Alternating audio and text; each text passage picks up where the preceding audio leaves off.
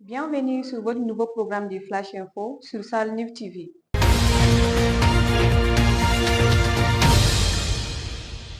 La traditionnelle présentation de vœux des Nouvel An se poursuit au palais de Koulouba.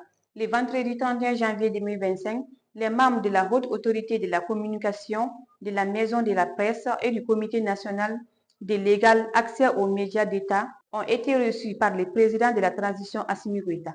À cette occasion, le président de la Maison de Presse, M. Bandjougou Dante, a réaffirmé l'engagement des hommes des médias à susciter l'émergence d'une presse plus professionnelle et responsable. Cette cérémonie de présentation des vœux a également été l'occasion pour les différents intervenants de présenter au chef d'État les difficultés liées à l'exercice de leur métier.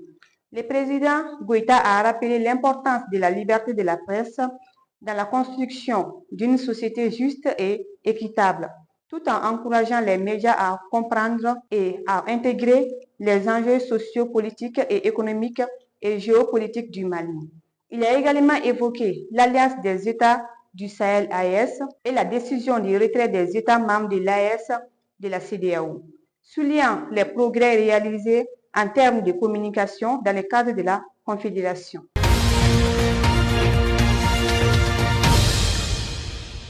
Le nommé Denkro a été extrait de la maison centrale d'arrêt de Bamako sur l'ordre d'extraction du juge chargé de son dossier par 2 éléments de la garde nationale. Le mardi 28 janvier 2025, pour recevoir des soins à l'extérieur depuis sa sortie de la porte de la MCA, il est sous contrôle de ces 2 éléments de la garde nationale et l'ordonnateur de son extraction. C'est au cours de cette situation d'extraction il s'est dissimulé pour partir, qui est synonyme d'une évasion. Les surveillants des prisons de la maison centrale d'arrêt de Bamako n'ont aucune responsabilité dans cette situation d'évasion du détenu Dramane Doumbouya-Di Denkoro. C'est la responsabilité du juge et les 2 éléments de la garde nationale qui est engagée, non seulement et qui connaissent les contours de cette situation d'évasion.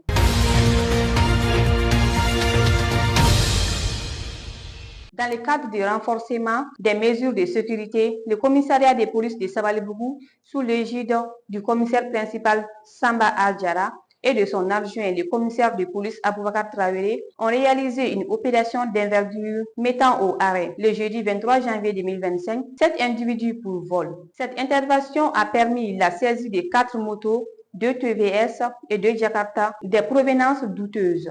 En effet, il s'agit d'un groupe de 7 présumés malfrats, dont 3 auteurs opérant sur le terrain et 4 complices, dont un receleur interpellé et mis à la disposition de la justice.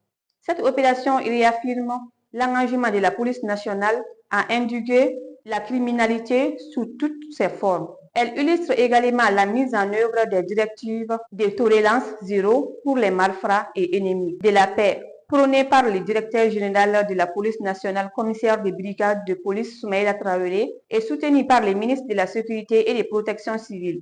À cette occasion, le commissaire en charge de Sabalibougou a exprimé sa satisfaction pour le professionnalisme et efficacité de ces hommes.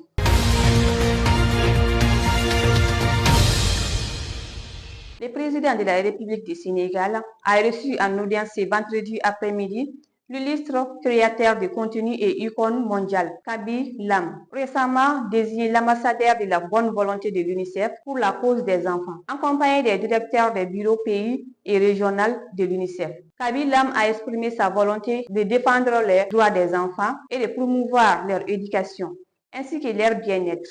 Le président Faye a remercié ce jeune ambassadeur pour son action exemplaire et son attachement à sa terre natale, le Sénégal. En félicitant Kaby Lam, le chef d'État a rappelé que soutenir les enfants, c'est investir dans l'avenir du pays.